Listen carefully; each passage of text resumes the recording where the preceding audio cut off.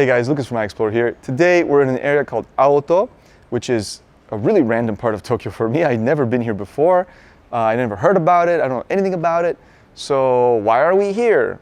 Well, we just sort of ended up here today, Axel and I, but it's the perfect place for discussing the topic I want to talk about, which is called Ichi-go, ichi-e. It's a Japanese concept. Has to do with mindfulness, which we've talked about on this channel before. But more on that later. First, if you'd like to support this channel, obviously come to Tokyo and take a workshop with us. That's really what we're about. But also, there is a map on our website that you can buy, a map of Tokyo photo spots, which would help you out if you're coming here, if you can't take a workshop. And of course, helping us out by supporting us on Patreon is greatly appreciated. And even if you don't do that, if you just watch the video and maybe hit that like button or whatever, we'll be very happy with that. And leave a comment and all that. So let's get on to the video. iExplore. So why did we end up in Aoto, of all places, in this random neighborhood? Well, because just not kind of a couple stops away from here, not far from here, is an area called Shibamata, which is an interesting area. And we shot a video there for the RICO GR official channel. I don't know if that video is already posted by the time this one's posted. I don't know, might be the order, who knows. But on the way back from there, because it's kind of way on the edge of Tokyo, we were going back downtown and we're looking for a spot for this video, and I just figured, you know what? Let's just choose this random neighborhood on the way, because who knows what we might find. And so far, it's a very, oh, look at this little shoe, the upside down baby shoe. It's funny, one of the first photos I ever took in Japan with my Nikon D300 way back in the day was a baby shoe, just a random baby shoe. Not upside down like this, but just a little shoe. I do like how it's framed by these pink flowers in the background. Oh yeah, here we go, this is kind of a shot. I love it. I was just saying that there's not much to shoot around here. It kind of the area looked a little bit disappointing when we got off the train. And lo and behold, I find something interesting. And also something that ties in with this concept. So let's talk about that. So a few months or weeks ago, I just randomly came across this concept. It even has a Wikipedia page, but I never heard about it in 15 years of living in Japan. And it's Ichi-go, ichi-e, which literally means one time, one meeting. And it's kind of like a sort of an idiom or sort of like a philosophical, I guess, motto or phrase kind of that comes from or is popular with tea ceremony people who do tea ceremonies. Let's go on the sidewalk because actually this is like a road for cars, not like a pedestrian street. So the people who do tea ceremonies, so in Japan there's this thing called the tea ceremony where people make like matcha, the kind of powdered green tea, and they do it in a very nice way. Embarrassingly, I've never been in a tea ceremony. I've never enjoyed a tea ceremony. But you can do this. You can do this as kind of an experience. You pay and you go, and a professional will do this beautiful presentation of making the tea, and then you drink the tea, and you come with your friends, and you talk, and you enjoy, and it's this kind of mindful experience, right? And the phrase Ichi-go, ichi-e basically means that every one of these tea ceremonies or meetings with your friends over tea is unique. It's kind of an obvious thing to say that, right? Of course, right? But the point is it's trying to emphasize this fact that you should savor these moments because they only happen once in your life. Here I just like these little hoses here. Don't know if I can frame it the way I want because I don't want the other stuff, but let's just try. Okay, these days I've been really shooting these hoses a lot. I really like the random hoses all over Tokyo. These are not the best ones. I have much nicer ones that I've shot, but it's okay. All right, let's move on. And hold on, let's think about where to go, actually, which way to move on. I think we should head back towards the station without getting run over, but let's cross the street first here, maybe. Or, no, let's stay on this side of the street. Oh, look at this. The monk has glasses. That's adorable. Wow, this is a very cute little scene here. All right. I don't usually shoot stuff like this, just kind of a close-up of an object, but this is asking for it. I also love the background. I love that it's just the paper screen. Okay. And then there's also these little cats here. Maybe I can do it this way and get kind of everything.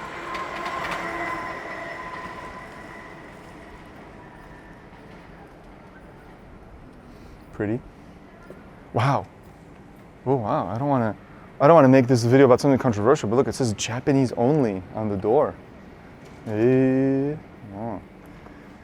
Yeah, who knows? I'm not going to speculate. Sometimes they just don't like that because there's a language barrier. And people don't want to deal with it. But maybe I'm cutting them too much slack. I don't know. Maybe it's never okay. I'm not particularly offended. Plus, I don't want to go into that anyway. It looks like a dump. No, but in all seriousness, I don't know. Sometimes you do see signs like that say Japanese only. And it kind of makes sense. This area feels like it's Japanese only. Not that we feel unwelcome here, but there's no other foreigners. It's just all Japanese. This is a very like middle of nowhere part of the city with just the locals. But anyway, getting back to it. So this idea that you should enjoy every tea ceremony as it's the only time that you're going to see these people or whatever, and then each time is unique. That's the idea of Ichi-go, ichi-e. And when I was learning about this or reading about it on just the Wikipedia, I found it very interesting. I thought, hey, that sounds a lot like a decisive moment in photography. It sounds a lot like what we do as street photographers. We just see things or we encounter people on the street, and that's the only time you're going to encounter them. Let me get a shot of this cool yellow wires and stuff here. It's right up my alley, my jam. Very cool. All right, let's get off this noisy street too. Too much traffic, very noisy.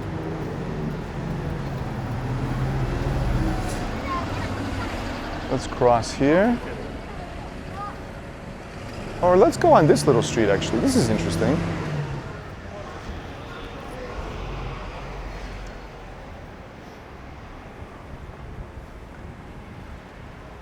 Cute little post box here.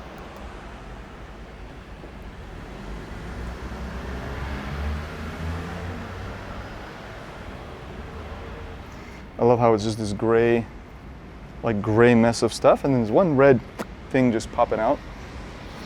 We're probably going to end up getting right back to where we came from, but I just want to check out this little back street. This has like a lot of potential for the kind of stuff I like to shoot.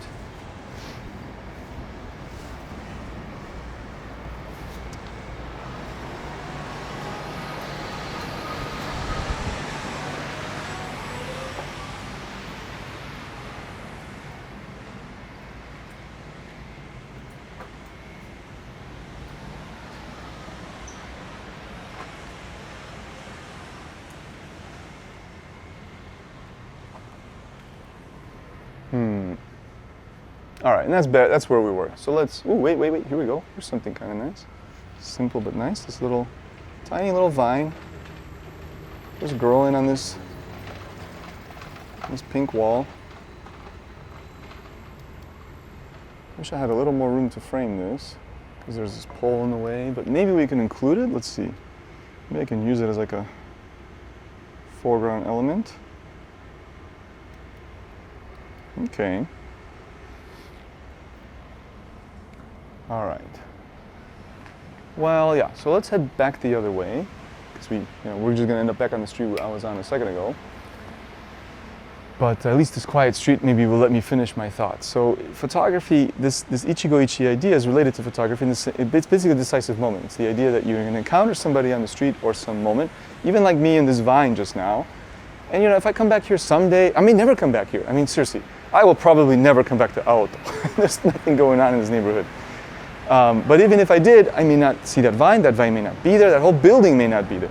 So, and this is also really nice, this overgrown ladder. Cool. Loves, there's something so amazing about just things overgrown by plants. These things are always so attractive to shoot. It reminds me of that hotel we shot on Hachijojima where everything was overgrown. It's the same idea on a smaller scale. Yeah, beautiful. So as I was reading about this concept and kind of tying it into photography, it got me thinking about mindfulness again, which is something I always, often think about in regards to my photography and my photographic efforts. In the sense, when I say my photography, let's go on this little side street because this is just the station where we're going to go, but I don't want to go there just yet.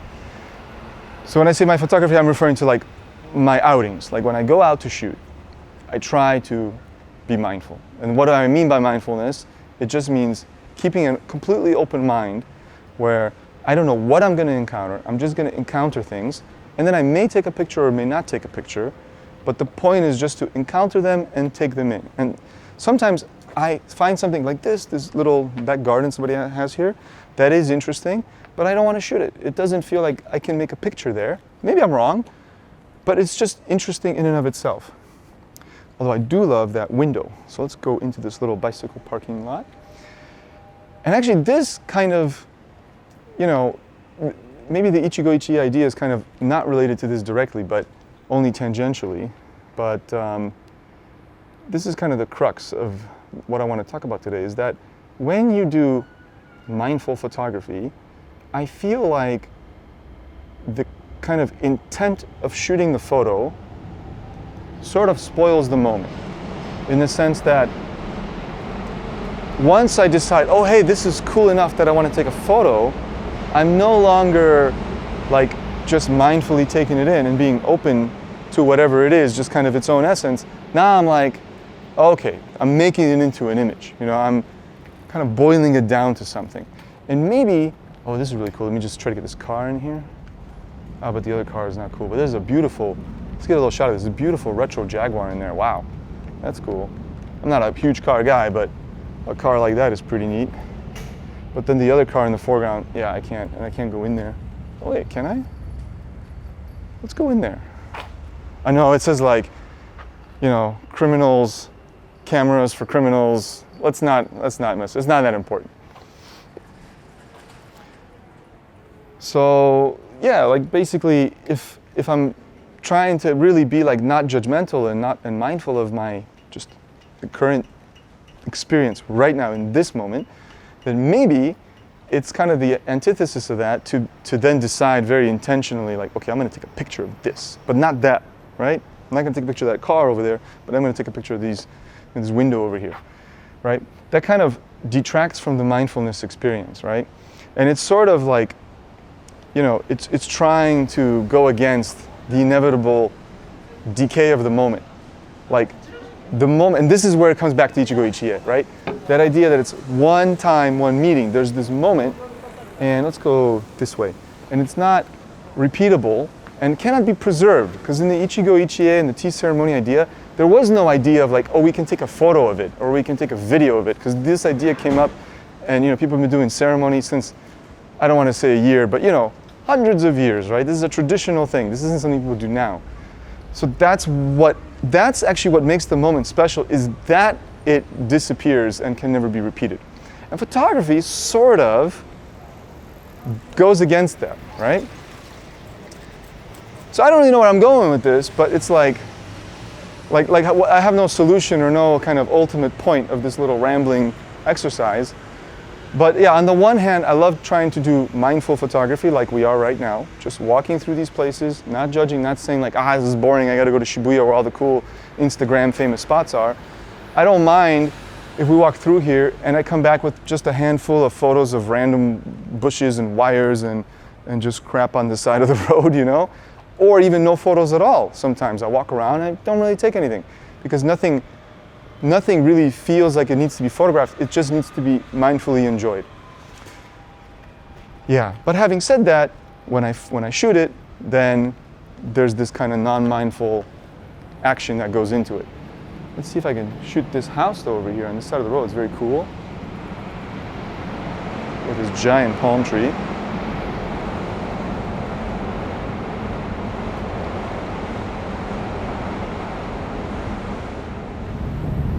Something I love about the RICO GR is it's so tiny that I can hold it way up like that. And I'm, you know, pretty tall, long arms, so I can shoot kind of straight at the subject rather than up at it, and the building looks more straight, more. It's that guy's problem. You're still on the sidewalk. Maybe he wasn't being. Maybe he was being mindful. Anyway, this is a lame joke. Let's just say that again. So one thing I love about the RICO GR is that I can hold it up really high like that, and get a shot that's kind of straight on rather than up, and it gives me a more geometric kind of, you know, even view of like an architectural element like that building back there. But so yeah, so I guess it kind of boils down to that, like, maybe it's not so much, now that I think about it, it's not so much that or now, I mean, I have been thinking about it, but now that I say it out loud and I'm kind of rambling through these ideas, it's maybe not so much that when you take a picture with intention, that's kind of taken away from the mindfulness, and then you're focusing too much on, ooh, I'm trying to get a photo. And it's more when you're like, I find maybe when I'm trying to force a photo, when I'm seeing some potential and I'm thinking like, okay, I need to like, I want a photo to happen. Maybe that's what it is. I need to just not want a photo to happen. Like, doesn't matter. And I guess it's kind of what I was saying. I am sort of happy to walk through these neighborhoods, even if I don't get any pictures. So it's like, it's like you got to not try so hard, maybe, right? Photography without trying. It's like Yoda says, right? There is no try. I think that's kind of what I'm trying to say. What I am trying to say in this case is don't try so hard. Oh, let's get out of the way. I was going to take a photo of this building, but we're way in the way of the cars. Maybe I'll do it closer up here.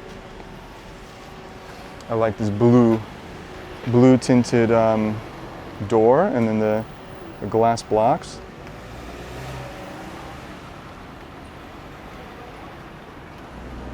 Yeah, it's okay.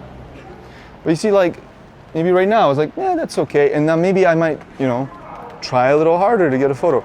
I guess I also, when I'm shooting in these kind of environments and it's just not working, I do feel I give up a little bit more easily, and I think that's okay. It doesn't need to be so effortful, photography, It's not about putting in, to me at least, it's not about putting in the hard work and making a big deal out of it.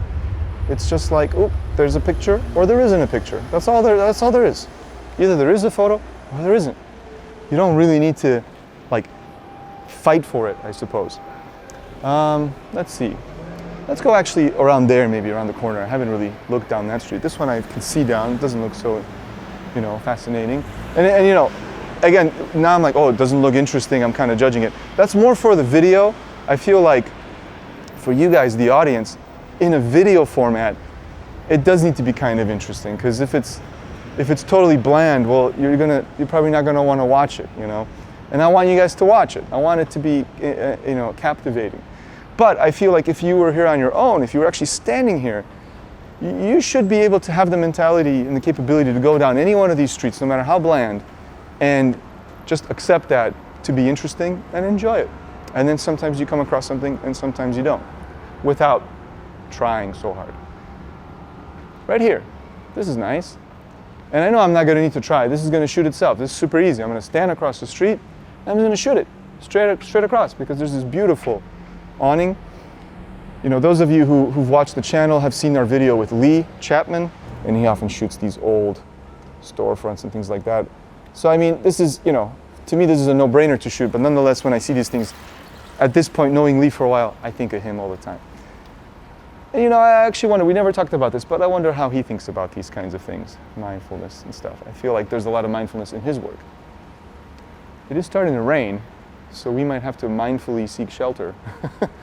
Not for me so much, I can get wet, but that camera and the gimbal, not ideal to get wet in the rain. Let me just get maybe one more shot of this, just from a slightly different position. Getting both of these shops in the frame.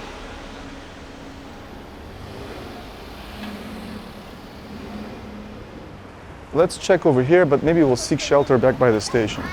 Oh! Ooh, okay, so this rain is picking up. So probably we'll, oh yeah, look at that. Just made it in. Let's go over here, we'll go through the mall. I want to get to like the actual front of the station, which is where I was hoping to finish the video. And then we'll wrap it up. We'll shoot around there maybe a little bit.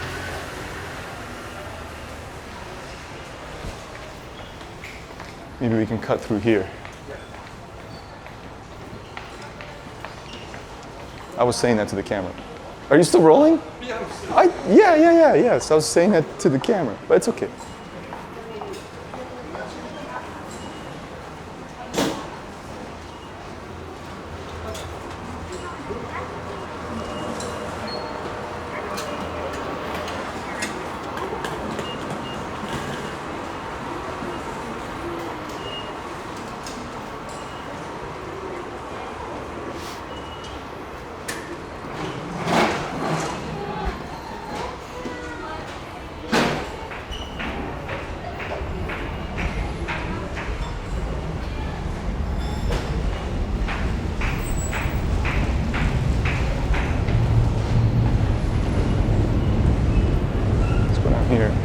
kind of a cool passage.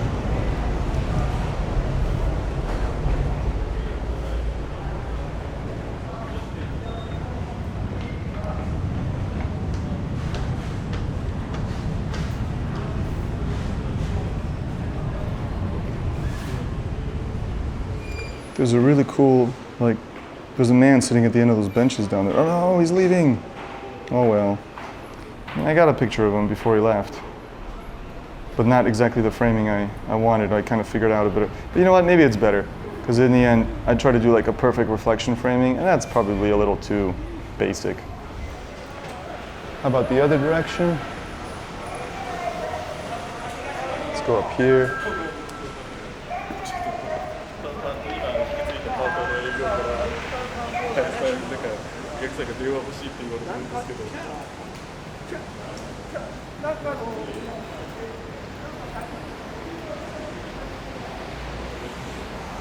All right.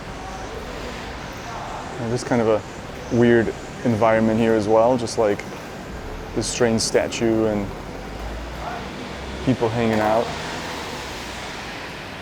But yeah, oh, it's little, I don't know if that was she was in frame, but this little tiny granny just walked by between, you know, we were in her way, it's okay, she walked between us.